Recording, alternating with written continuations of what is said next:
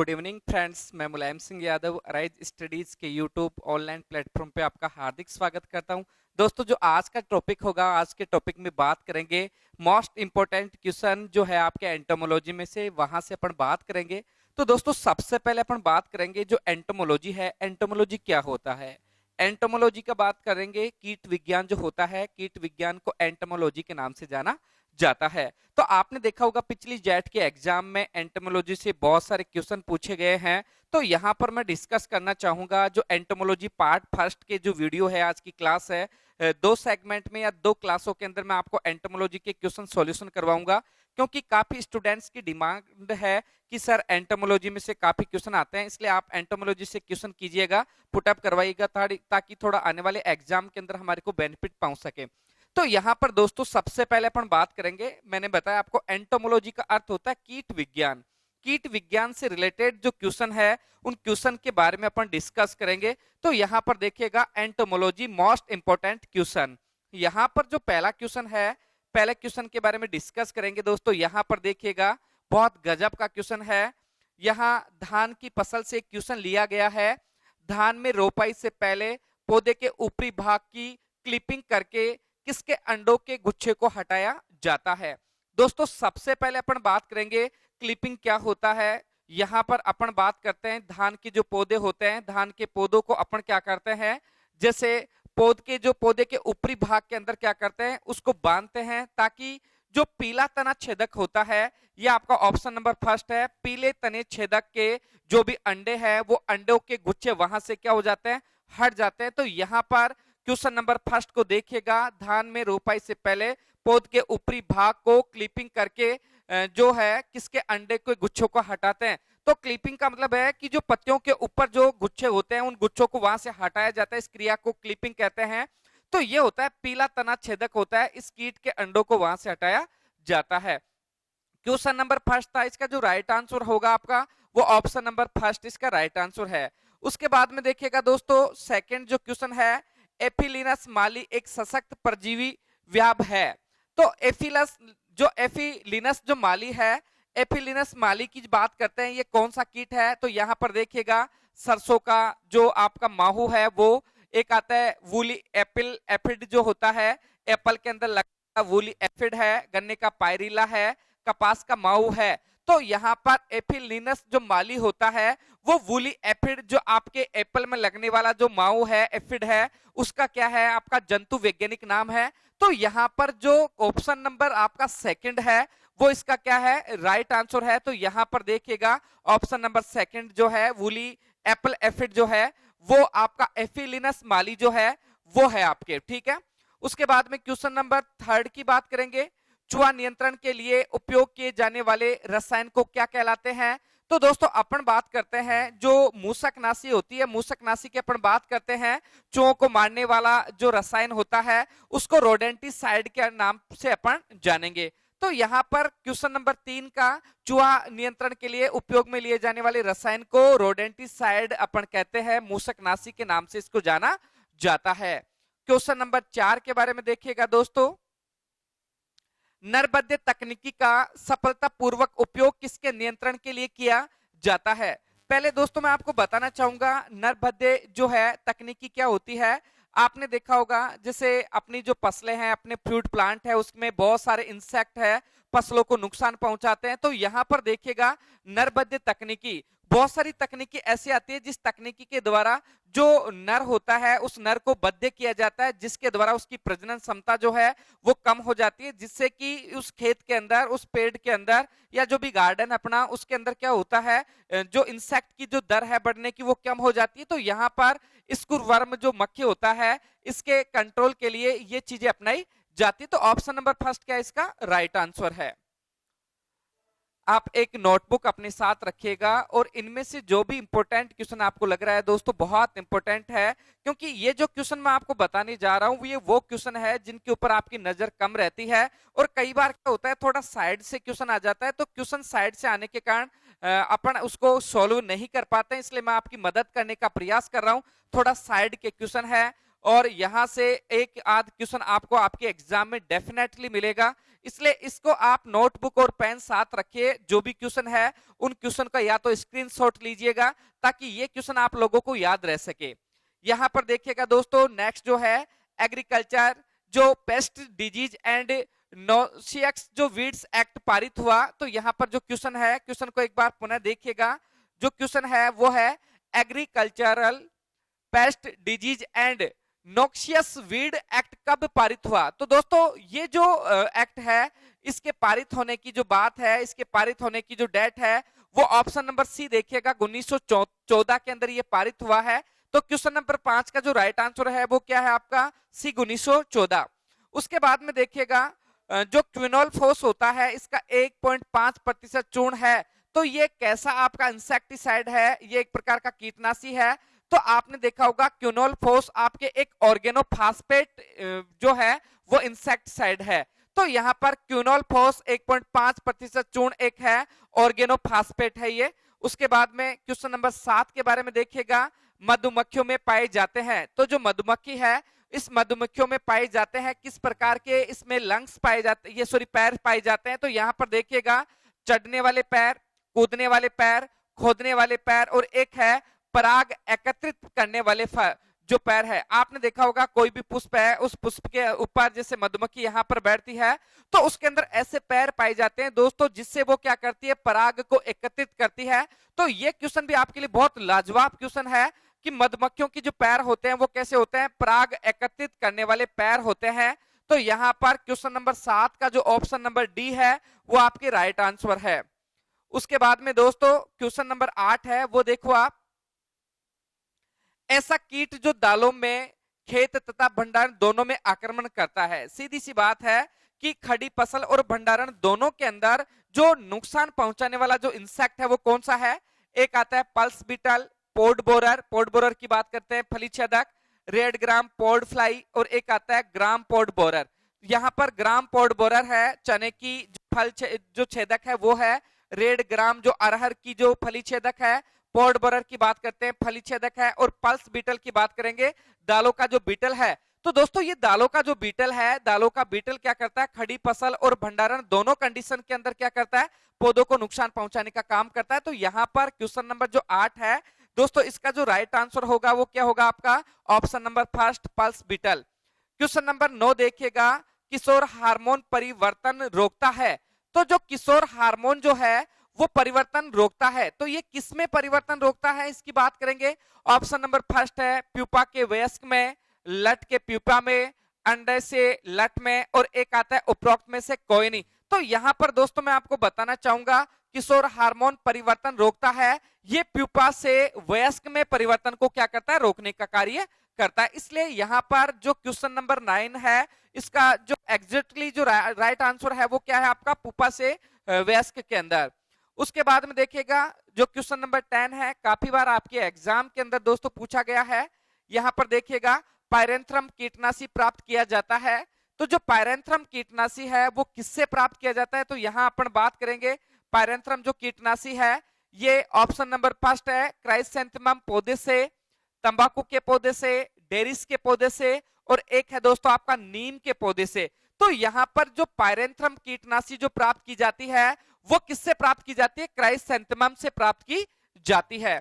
उसके बाद में देखिएगा क्वेश्चन नंबर जो 11 है, क्वेश्चन नंबर 11 की बात करेंगे, निम्न में से कौन सा तकनीकी सस्य क्रियाओं द्वारा नियंत्रण के अंतर्गत आती है।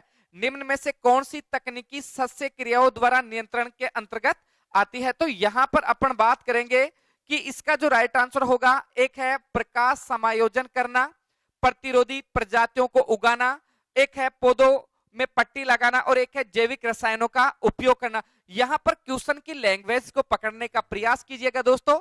तकनीकी सस्य क्रियाओं, आपने देखा होगा जैसे इंसेक्ट कंट्रोल की बहुत सारे मेथड आते हैं, बायोलॉजिकल कंट्रोल है, एक केमिकल कंट्रोल है आपका, एक फिजिकल कंट्रोल है। तो यहाँ पर तकनीकी जो क्रियाएं है, जैसे यहाँ आपने देखा होगा कि प्रतिरोधी प्रजातियों को उगाना, यहाँ पर तकनीकी रूप से आपने देखा होगा बहुत सारी ऐसी प्रजातियां होती है जो उस कीट के प्रतिरोधी होती है, जैसे कपास के अंदर जो पिंक बॉल वर्म है उससे बचने के लिए बीटी कपास का डेवलपमेंट किया गया। तो वहां पर जैसे बीटी कॉटन आप लगा रहे हो तो वो क्या है आपका तकनीकी सस्य क्रियाओं में से एक है। तो यहाँ पर जो ऑप्शन नंबर सेकंड है वो क्या है, इसका राइट आंसर है। उसके बाद में 12वां क्वेश्चन के बारे में डिस्कस करेंगे। क्वेश्चन नंबर 12 के बारे में देखिएगा दोस्तों, प्रकाश पास आकर्षित करने में सबसे प्रभावी है। तो देखो प्रकाश जो पास होता है, सबसे पहले अपन बात करते हैं प्रकाश पास क्या होता है।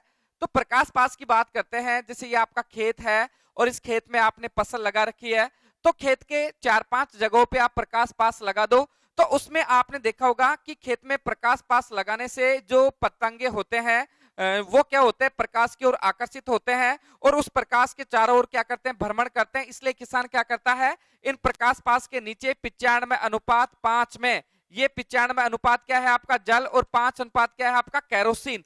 तो 95:5 है जल और केरोसिन का मिश्रण उसके नीचे रख देता है, जिससे जो भी इंसेक्ट आता है वो इंसेक्ट क्या होता है, उसके नीचे आकर इकट्ठा हो जाता है और वहां पर उसके मृत्यु होने की संभावना रहती है। तो ये देखिएगा जो लेपिडोप्टेरा गण के सल्ब होते हैं, जिसे पतंगे बोलते हैं, कीट पतंगे होते हैं, ये क्या होता है प्रकाश पास की ओर आकर्षित होते हैं। तो क्वेश्चन नंबर 12 का राइट आंसर जो है वो है आपके ऑप्शन नंबर फर्स्ट। उसके बाद में देखिएगा क्वेश्चन नंबर जो 13 है, क्वेश्चन नंबर 13 के बारे में डिस्कस करेंगे। कीटों के विरुद्ध नियंत्रण उपाय अपनाना चाहिए। जो कीट है, कीटों के विरुद्ध जो नियंत्रण उपाय है वो किस प्रकार का नियंत्रण उपाय अपनाना चाहिए, आर्थिक दहली स्तर से पूर्व, आर्थिक सत्य स्तर पर, सामान्य संतुलन अवस्था पर और आर्थिक दहली स्तर पर। तो यहां पर अपन बात करेंगे कि कीटों के विरुद्ध नियंत्रण उपाय अपनाना चाहिए कि वो आर्थिक स्तर से क्या हो, कम हो। कि कहने का मतलब अपनी जो फसल का प्रोडक्शन है उसके अंदर उन कीटों को इतना कम कर दो कि फसल को आर्थिक रूप से जो नुकसान होता है उस नुकसान से कहने का मतलब बचाया जा सके। तो यहां पर देखिएगा आर्थिक दहली स्तर पर उसको रोकना ताकि किसान को आर्थिक रूप से नुकसान ना हो। तो ऑप्शन नंबर जो आपका 4 है वो क्या इसका राइट आंसर है। उसके बाद में देखिएगा क्वेश्चन नंबर आपका जो 14 है, 14 के बारे में बात करेंगे। क्वेश्चन नंबर 14 के बारे में, सब्जियों में फल आने के समय प्रयोग में लेने के लिए सबसे सुरक्षित कीटनाशी कौन सी है। तो सब्जियों के अंदर देखो जब फ्रूटिंग स्टेज आती है, फ्रूटिंग का मतलब ये होता है कि उसमें फलन स्टार्ट होता है, तो उस समय कौन से ये इंसेक्टिसाइड का प्रयोग किया जाता है, मेलाथियान, एंडोसल्फान, कार्बेरिल और एक आता है मिथाइल डिमेटान। इनमें सबसे सर्वोत्तम जो ये कीटनाशक है वो कौन सा का, मेलाथियान। काफी नाम सुना होगा, किसान अक्सर मेलाथियान का यूज करता है। क्वेश्चन नंबर 15 के बारे में डिस्कस करेंगे। जैविक नियंत्रण प्रचालन पद्धतियों में 3 मुख्य तकनीकी आती है, यथा पूर्व स्थापन, संरक्षण एवं। तो यहां पर देखिएगा जो क्वेश्चन नंबर आपका टेक्निकल क्वेश्चन है, थोड़ा क्वेश्चन की लैंग्वेज आपके पकड़ में थोड़ा दिक्कत करेगी। देखिएगा एक होता है जैविक नियंत्रण जिसे बायोलॉजिकल कंट्रोल अपन कहते हैं। तो जैविक नियंत्रण प्रचालन पद्धतियों में 3 मुख्य तकनीकी आती है, ठीक है। यहां पूर्व स्थापन, संरक्षण एवं, ठीक है। तो यहां पर देखिए क्या है कि यहां पर इंसेक्ट कंट्रोल के लिए जैविक जो आपका बायोलॉजिकल कंट्रोल होता है उसके अंदर यहां पूर्व स्थापन, संरक्षण एवं संवर्धन, यहां पर ये जो आना चाहिए वो क्या आना चाहिए, संवर्धन। तो संवर्धन के द्वारा आपने देखा होगा बहुत सारे ऐसे इंसेक्ट कंट्रोल करने का माध्यम तैयार किया जाता है जिसमें कि कीटों की लगने की संभावना कम रहती है। तो जैसे एनपीवी है, एक प्रकार का संवर्धन माध्यम है यहाँ पे। तो यहाँ क्वेश्चन नंबर 15 का राइट आंसर क्या है, ऑप्शन नंबर सी है। उसके बाद में देखिएगा दोस्तों, डायमंड बैक मोथ किस फसल से संबंधित है। तो डायमंड बैक मोथ जो है वो किस फसल से संबंधित है उसके बारे में डिस्कस करेंगे। तो डायमंड बैक मोथ जो है वैसे गोभी वर्गीय फसलों के अंदर लगने वाला इंसेक्ट है। तो यहाँ पर पत्ता गोभी ऑप्शन में दिया हुआ है, बैंगन आएगा नहीं, टमाटर में भी नहीं है, कुकुरबिट्स में भी नहीं है। तो यहाँ इसका जो राइट आंसर है वो क्या है आपका, पत्ता गोभी राइट आंसर है। नेक्स्ट देखिएगा क्वेश्चन नंबर जो आपका 17 है, इसके बारे में डिस्कस करेंगे। क्वेश्चन नंबर 17 के बारे में देखिएगा, पादप सुरक्षा संग्रहण एवं संरोधन निदेशालय कहाँ है। तो पादप सुरक्षा संग्रहण एवं संरोधन निदेशालय है वो दोस्तों कहाँ स्थित है। पहला है फरीदाबाद में, नई दिल्ली में, बेंगलोर में और एक आता है मैसूर। तो यहाँ पर पहला जो ऑप्शन है पादप संरक्षण संग्रहण जो है वो आपके फरीदाबाद में स्थित है, ऑप्शन नंबर फर्स्ट है वो इसका राइट आंसर है। उसके बाद में देखिएगा फेरोमोन्स का प्रयोग कीटों की किन क्रियाओं के लिए किया जाता है। तो दोस्तों फेरोमोन्स जो है, फेरोमोन्स की अपन बात करते हैं तो यहाँ पर देखिएगा नर कीटों को अपनी ओर आकर्षित करने के लिए, जो आपकी फसलें हैं उन फसलों के अंदर उस इंसेक्ट को नष्ट करने के लिए फेरोमोन्स का यूज किया जाता है। क्योंकि फेरोमोन्स क्या है, विपरीत सेक्स को अपनी ओर आकर्षित करने वाले रसायन को फेरोमोन्स कहा जाता है। तो यहाँ पर फेरोमोन्स का प्रयोग कीटों की किन क्रियाओं के लिए किया जाता है। तो यहाँ पर देखिएगा समूह पास लगान के लिए, प्रजनन में बाधा डालने के लिए, एक आता है निगरानी के लिए और एक आता है उपरोक्त सभी क्रियाओं के लिए। तो यहाँ पर फेरोमोन्स की बात करेंगे, विपरीत सेक्स को अपनी ओर आकर्षित करने वाले रसायन फेरोमोन्स कहलाते हैं। तो समूह पास लगान के लिए, प्रजनन में बाधा डालने के लिए, निगरानी के लिए और एक आता है दोस्तों उपरोक्त सभी। तो यहाँ पर सबसे सटीक जो आंसर बैठेगा वो क्या बैठेगा, उपरोक्त सभी। ऑप्शन नंबर 4 है वो इसका राइट आंसर है। क्वेश्चन नंबर 19 के बारे में देखिएगा, शब्द समेकित नासी नियंत्रण सर्वप्रथम किसने दिया। तो दोस्तों इसके बारे में अपन बात करेंगे, समन्वित जो होता है जिसे अपन इंटीग्रेटेड नासीजीव नियंत्रण, तो यहाँ पर इंटीग्रेटेड पेस्ट मैनेजमेंट जो है, इंटीग्रेटेड पेस्ट मैनेजमेंट की अपन डेफिनेशन की बात करेंगे। तो इसमें क्या होता है कि कीटों का इस प्रकार से नियंत्रण किया जाए ताकि आर्थिक स्तर से जो नुकसान होता है उस आर्थिक स्तर के नुकसान को बचाया जा सके। इंटीग्रेटेड पेस्ट मैनेजमेंट ये जो दिया बॉटलेट 1956 के अंदर आईपीएम की जो है अवधारणा दी गई है, इंटीग्रेटेड पेस्ट मैनेजमेंट समेकित नासिक जो जीव नियंत्रण है इसका फुल फॉर्म है। उसके बाद में अपन बात करेंगे क्वेश्चन नंबर 20 के बारे में डिस्कस करेंगे। क्वेश्चन नंबर 20 के ऊपर आइए, भारत में जिस अंड परजीवी का वाणिज्यिक उत्पादन एवं विक्रय किया जाता है उसका नाम बताइए। तो भारत में जिस अंड परजीवी का वाणिज्यिक उत्पादन एवं विक्रय किया जाता है उसका नाम बताइए। तो यहां पर अपन बात करेंगे कि भारत के अंदर अंड परजीवी के रूप में सबसे ज्यादा वाणिज्यिक रूप से किसका विक्रय किया जाता है।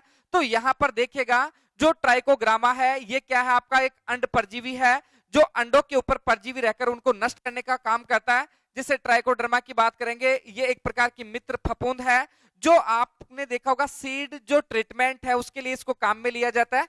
तो यहाँ पर भारत में अंड परजीवी के रूप में सर्वाधिक ट्राइकोग्रामा का यूज किया जाता है। बहुत इंपॉर्टेंट क्वेश्चन है, ट्राइकोग्रामा एक है अंड परजीवी, ट्राइकोडर्मा एक है मित्र फफूंद, ठीक है। उसके बाद में अपन डिस्कस करेंगे नीम युक्त कीटनाशक है, निम्न में से नीम युक्त कीटनाशक कौन सा है दोस्तों। तो यहाँ 21 के अंदर देखिएगा नीम के जो प्रोडक्ट होते हैं उसकी जो शाकनाशी ये जो कीटनाशक होते हैं, एक होता है निम्बिसिन, बिल्कुल राइट है, ये नीम का प्रोडक्ट है। अचूक है, मार्केट में अचूक के नाम से भी कीटनाशक मिलता है। एक आता है सुक्रीना है, उसके अलावा एक आता है उपरोक्त सभी। तो यहाँ पर क्या है, तीनों आपने देखा होगा, निम्बिसिडीन है, अचूक है, सक्रीना है, ये सारे के सारे नीम के इंसेक्टिसाइड है। इसलिए यहाँ 21 नंबर का जो क्वेश्चन है उसमें ऑप्शन नंबर डी क्या है, राइट आंसर है। उसके बाद में दोस्तों 22 के ऊपर आइएगा, निम्न में से बीटी किस रूप में उपलब्ध है। तो बाजार के अंदर जो बीटी है, बाजार के अंदर बीटी किस रूप में उपलब्ध होता है, आपके लिए बहुत नया क्वेश्चन है, बहुत गजब का क्वेश्चन है, काफी बार डिस्कस करते होंगे कि जो बीटी है बीटी बाजार में किस रूप में मिलता है। तो देखो किनफिडोर, एक आता है मोनोसिल, एक आता है डिपेल और एक आता है कोनी। तो दोस्तों आपको मैं बताना चाहूंगा जो डिपेल है बीटी बाजार में डिपेल का नाम से मिलता है। बहुत गजब का क्वेश्चन है और इसको वेरी वेरी मोस्ट रखोगे, काफी नॉलेजिस्ट क्वेश्चन है कि बाजार के अंदर बीटी कॉटन को या बीटी को किस नाम से जाना जाता है, तो उसको डिपेल के नाम से जाना जाता है। उसके बाद में 23 देखिएगा, निम्न में से एनपीवी किस रूप में उपलब्ध नहीं है। पहले बात करते हैं एनपीवी क्या होता है। तो यहां पर एनपीवी के बारे में न्यूक्लियोपोलीहाइड्रोसिस वायरस, तो यहां पर एनपीवी है न्यूक्लियोपोलीहाइड्रोसिस वायरस, जो चने के अंदर चने की सुंडी को नष्ट करने के लिए यूज किया जाता है। ये किस अवस्था में नहीं रहता, बायोट्रोल के अंदर रहता है, इल्कार में रहता है, विरोवॉक्स में रहता है, ये डिपेल में नहीं रहता, क्योंकि डिपेल में तो क्या रहता है बीटी, इसलिए यहां पर नहीं है। तीनों अवस्थाओं के अंदर ये मार्केट के अंदर उपलब्ध होगा अपने को। और डिपेल क्या है, बीटी जो है बीटी डिपेल है। तो यहां पर क्या होगा, बायोट्रोल, इल्कार, विटावैक्स, ये क्या है इस अवस्थाओं में उपलब्ध होता है और डिपेल में अवस्थाओं में उपलब्ध नहीं होता। इसलिए यहां पर ऑप्शन नंबर जो 4 है वो क्या है दोस्तों, राइट आंसर है। पेपर थोड़ा सा जटिल है क्योंकि मैंने प्रयास किया है कि यहाँ से बहुत बार क्वेश्चन आते हैं, तो कई बार स्टूडेंट्स इनको क्लियर नहीं कर पाते हैं। तो दोस्तों मैंने आपको एक बहुत सटीक तरीके से एंटोमोलॉजी डिपार्टमेंट में से बहुत सारे क्वेश्चन आपको इजी वे के अंदर आते हैं, लेकिन जो टिपिकल है जहां से क्वेश्चन आ भी सकता है और आपकी गलत होने की संभावना रहती है, तो वहां से मैंने इनका सॉल्यूशन दिया है आपको। इसलिए आप इनको नोटबुक के अंदर इनको नोटिस करिएगा और एक बार इनको रिवीज करिएगा। उसके बाद में दोस्तों अपन बात करेंगे 24 नामक जो क्वेश्चन है उसके बारे में डिस्कस करते हैं।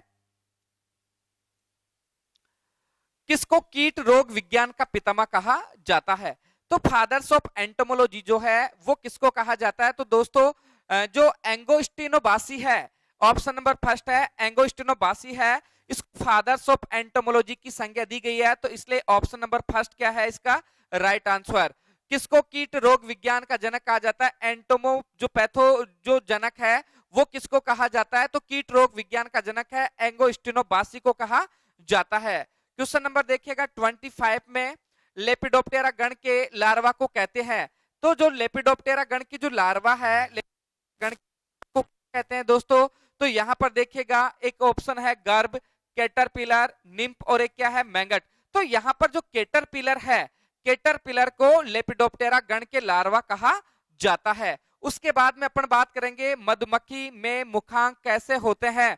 तो मधुमक्खी में जो मुखांक है वो कैसे होते हैं? ऑप्शन नंबर फर्स्ट है काटने और चबाने वाले, चबाने और चूसने वाले, चबाने व चाटने वाले, और एक है रास्पिंग व चूसने वाले। तो दोस्तों मैं आपको बताना चाहूंगा जैसे टिड्डा वगैरह है, तो टिड्डा में काटने व चबाने वाले चूसांक होते हैं, ये मुखांक होते हैं, लेकिन जो मधुमक्खी होता है, मधुमक्खी में ऑप्शन नंबर सी के अंदर दिया गया है चबाने वाले व चाटने वाले मुखांक इसके अंदर उपस्थित होते हैं। तो यहाँ पर 26 के अंदर ऑप्शन नंबर सी है वो क्या है आपका राइट आंसर है। आप भी ट्राई कीजिएगा, ऑप्शन के अंदर डालिएगा। क्वेश्चन नंबर जैसे 25 था इसका सेकंड ऑप्शन है, ऐसे आप कमेंट कीजिएगा, आंसर को दीजिएगा ताकि थोड़ा और भी आपको ज्यादा नॉलेज हो सके। 27 में देखिएगा सरसों की आरामक्खी का कुटुंब है। सरसों की जो आरामक्खी है वो किस कुटुंब से बिलोंग करती है? तो यहाँ पर जो है एक ऑप्शन नंबर फर्स्ट जो है टेनेथ्रिडिनी, एक आता है बेक्रोनिडी, एक है फामिसिडी और एक आता है एपीडी। तो यहाँ पर दोस्तों जो टेनोथ्रिडिनी है ये इसका क्या है राइट आंसर है, ऑप्शन नंबर फर्स्ट क्या है वो है। उसके बाद में 28 के अंदर आइएगा, 28 के अंदर अपन बात करेंगे नेप्रोसाइड संबंधित है। तो जो नेप्रोसाइड है, नेप्रोसाइड का जो संबंध है वो किससे है दोस्तों? तो देखिएगा ऑप्शन नंबर फर्स्ट है जनन से, पाचन से, उत्सर्जन से, श्वसन से। तो यहाँ श्वसन से इसका संबंध है, जो आपका नेफ्रोसाइड है उसका जो संबंध है वो किससे है? श्वसन से, जैसे नेफ्रोसाइड, नेफ्रोडिया। तो यहाँ पर ऑप्शन नंबर डी है वो क्या है इसका राइट आंसर है। 29 के अंदर देखिएगा सभी स्टूडेंट्स को ये क्वेश्चन पहले से भी आता है, द्विनाम पद्धति का जो जनक है वो कौन है? तो दोस्तों यहाँ द्विनाम पद्धति के जनक कैरोलस लिनियस जो है वो यहाँ पर ऑप्शन नंबर बी है इसका राइट आंसर है। बहुत बार क्वेश्चन पूछा जाता है फादर्स ऑफ टैक्सोनॉमी कौन है? तो कैरोलस लिनियस जो है द्विनाम पद्धति का जनक है, बहुत इंपॉर्टेंट है, काफी बार आपके एग्जाम बायोलॉजी और आपके एग्रीकल्चर दोनों में से यहाँ से क्वेश्चन आने की संभावना है। उसके बाद में देखिए होगा कीटों का बाह्य कंकाल किसका बना होता है? कैल्शियम व प्रोटीन का, कैल्शियम व काइटिन का, कैल्शियम काइटिन और प्रोटीन का, और एक आता है काइटिन और प्रोटीन का। तो यहाँ पर देखिएगा दोस्तों जो कीटों का बाह्य कंकाल होता है वो काइटिन और प्रोटीन, ये किसका बना होता है दोस्तों? काइटिन और प्रोटीन का। तो यहाँ पर जो 30 नंबर जो क्वेश्चन है आपका, 30 नंबर के क्वेश्चन का राइट आंसर जो है ऑप्शन नंबर बी काइटिन और कौन सा है डी काइटिन और प्रोटीन। तो यहाँ पर देखिएगा कीटों का बाह्य कंकाल काइटिन और प्रोटीन का बना हुआ रहता है। उसके बाद में 31 के ऊपर आते हैं, ये देखिएगा बहुत पूछा हुआ क्वेश्चन है, काफी बार आपके एग्जाम के अंदर पूछा जाता है। गडल बीटल कीट किस फसल से संबंधित है या किस फसल का नाशक कीट है? तो देखिएगा मूंगफली का इंपोर्टेंट इंसेक्ट है व्हाइट कर्ब, सफेद लट्टी, अमेरिकन सुंडी या पिंक बॉलवर्म, इसका जो आपका पेंटेड बगिया आरामक्खी। और ये जो गडल बीटल है, गडल बीटल कीट जो है सबसे हानिकारक जो है वो किसके लिए है? सोयाबीन के लिए। जैसा कि मैं दोस्तों आपको बताऊं 2014 के अंदर वैकेंसी लगी थी, हालांकि वो पेपर दोबारा ड्रॉप हुआ था, दोबारा लगी थी। उसके अंदर क्वेश्चन पूछा गया था कि सोयाबीन जो ये गडल बीटल है वो किस फसल का मुख्य कीट है। तो दोस्तों यहाँ पर किसका कीट है, ये सोयाबीन का।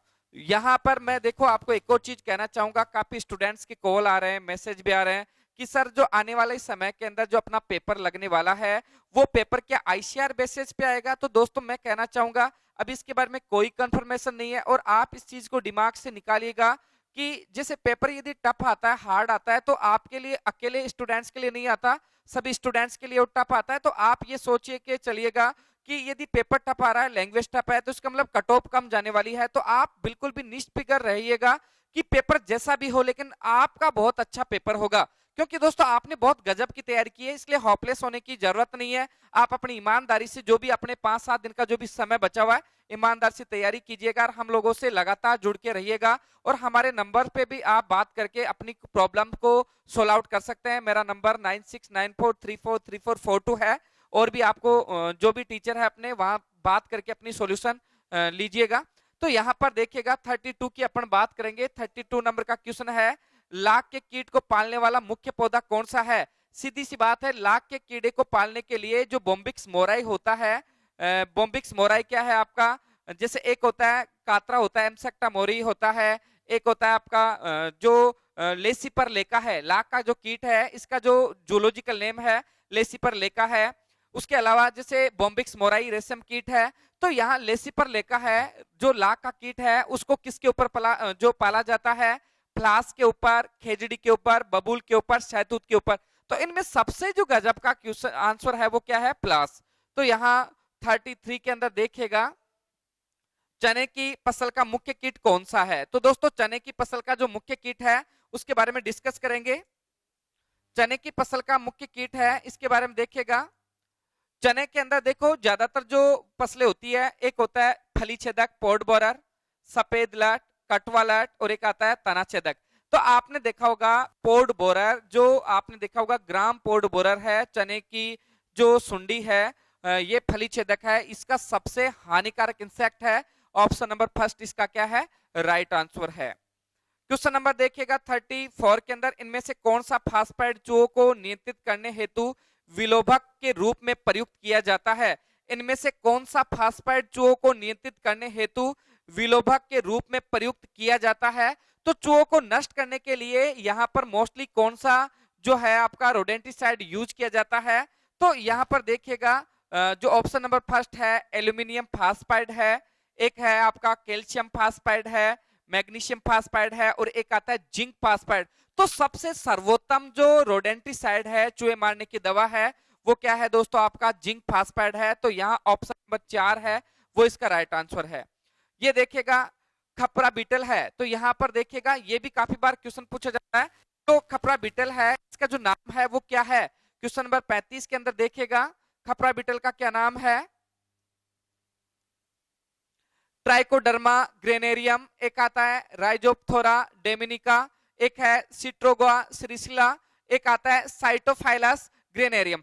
तो यहां पर देखिएगा जो खपरा बीटल है ट्रोकोडर्मा ग्रेनेरियम, ऑप्शन नंबर फर्स्ट है वो क्या है, इसका राइट आंसर है। बहुत बार पूछा जाता है, तो इसको अपने दिमाग में डालिएगा, खपरा बीटल का नाम क्या है, ट्राइकोडर्मा ग्रेनेरियम। ठीक है, उसी प्रकार जैसे ग्रास ऊपर आता है, टिड्डा आता है, टिड्डे का जो नाम है हाइरोग्लाइपस निग्रोरिप्टेलस, इसका क्या है, नाम है। उसके बाद में 36 में देखिएगा ये आम के फुदका कीट का एकांतरण मेजबान पौधा है। ठीक है, तो देखिएगा कि जो आम के अंदर लगने वाला जो एकांतर जो फुदका कीट है उसका एकांतर जो मेजबान पौधा है। तो यहाँ पर पूछा गया है कि जैसे आम के फुदके पर लगने वाला कीट है वो एक साल आम के ऊपर फिर एक साल दूसरे प्लांट पे ऐसा लग जाए, तो इसमें से जैसे नीम है, उसके बाद में सिट्रस है, जामुन है, और उपरोक्त में से कोई नहीं, तो ऐसा कोई क्वेश्चन बनता नहीं है। तो यहाँ पर जो ऑप्शन नंबर डी है वो क्या है, इसका राइट आंसर है। उसके बाद में देखो जो एकांतर फलन होता है, एकांतर फलन का मतलब ये होता है आम के पौधे में एक साल फल लगना, एक साल फल नहीं लगना। तो यहाँ पर ये पूछा गया है भाई एक साल आम के अंदर एक साल दूसरे प्लांट पे, तो ऐसा तो कोई नहीं है, तो यहाँ पर कोई नहीं आएगा। क्वेश्चन नंबर 37 के अंदर देखिएगा दोस्तों,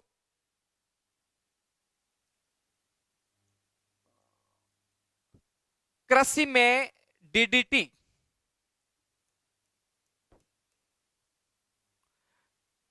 कृषि में डीडीटी के उपयोग पर सरकार ने इस वर्ग में वापस लिया। तो कुल मिला के जो डीडीटी है आपका, डीडीटी के ऊपर जो बैन किया गया वो कब किया गया? तो दोस्तों डीडीटी के ऊपर जो बैन किया गया वो क्या है आपके 1989। कई बार आपको मैं बताऊं दोस्तों, बहुत सारे इंसेक्टिसाइड ऐसे हैं जिनका क्या है कि वो मानव स्वास्थ्य के लिए, मृदा के लिए, वनस्पति के लिए, एनिमल्स के लिए वो क्या है ज्यादा प्राणघातक होते हैं, उनके ऊपर गवर्नमेंट ने काफी बैन कर दिया गया। तो जो अपना डीडीटी जो आपका इंसेक्टिसाइड है इसके ऊपर कब बैन किया गया? तो ये बैन किया गया आपके दोस्तों 1989 के ऊपर। उसके बाद में बात करेंगे 38 के ऊपर। 38 के अंदर अपन आते हैं कीट विष का एंटीबॉडी कौन सा है? तो कीट विष का जो एंटीबॉडिक्स जो है वो कौन सा है? तो यहां पर देखिएगा कीट जो है कीट विष का एंटीबॉडीज क्या है? एट्रोपाइन। ठीक है, बहुत इंपॉर्टेंट क्वेश्चन है। कीट विष का एंटीबॉडिक्स जो कौन सा है वो है जो एट्रोपाइन है वो है। उसके बाद में 39 के ऊपर आइएगा, कपास में दोहरा बीज निर्माण किसके द्वारा होता है? तो जो कपास है, कपास में दोहरा बीज निर्माण जो है वो किसके द्वारा होता है? तो अपन बात करते हैं कि जो पिंक बॉलवर्म होता है, कपास का गुलाबी सुंडी है, उसके कारण जो दोहरा बीज निर्माण जो होता है ये इसके द्वारा होता है। तो यहाँ पर ऑप्शन नंबर फर्स्ट है, ये इसका क्या है? राइट आंसर है। ठीक है, उसके बाद में देखिएगा क्वेश्चन नंबर 40 है आपका, मूंगा रेशम कीट का जो वैज्ञानिक नाम है। रेशम कीट की बात करेंगे, बॉम्बिक्स मोराई जो होता है वो इसका नाम है। उसके बाद में अपन बात करेंगे, एक आता है जैसे कात्रा एम्सेक्टा मोरी है, रेशम कीट की बात करेंगे लेसी पर लेका है। तो जो मूंगा रेशम कीट है यहाँ रेशम कीट में देखे बॉम्बिक्स मोराई दे रखा है, लेकिन मूंगा रेशम कीट है एंथेरिया एसमेनिस जो है, जो आपका मूंगा रेशम कीट है उसका है एंथेरिया एसमेनिस जो है इसका वैज्ञानिक नाम है। तो 40 नंबर का जो क्वेश्चन है उसके अंदर आपका बी ऑप्शन में है, ये इसका क्या है? राइट आंसर है। इस प्रकार से एंटोमोलॉजी के ये जो मैंने 40 क्वेश्चन आपको दिए हैं, ऐसे क्वेश्चन हो सकता है आगामी 29 सितंबर के एग्जाम के अंदर अपने को वहां देखने को मिले। इसलिए आप सभी स्टूडेंट्स आज की क्लास को देखिएगा और इन क्वेश्चनों को नोटिस कीजिएगा, और इनमें से जो भी आपको अच्छा क्वेश्चन लगता है उसको नोटिस करके आप है ना आगामी एग्जाम के लिए आप अपने लिए एक अच्छा माध्यम तैयार कर सकते हो। तो अब मैं नेक्स्ट क्लास के अंदर आपके लिए एनिमल के मोस्ट इंपोर्टेंट क्वेश्चनों को लेकर मैं नेक्स्ट क्लास के अंदर फिर से आपके लिए हाजिर होऊंगा। आज के लिए बस इतना ही। मैं उम्मीद करता हूं कि आज की क्लास आप लोगों को बहुत पसंद आई होगी। जय राइज, जय किसान।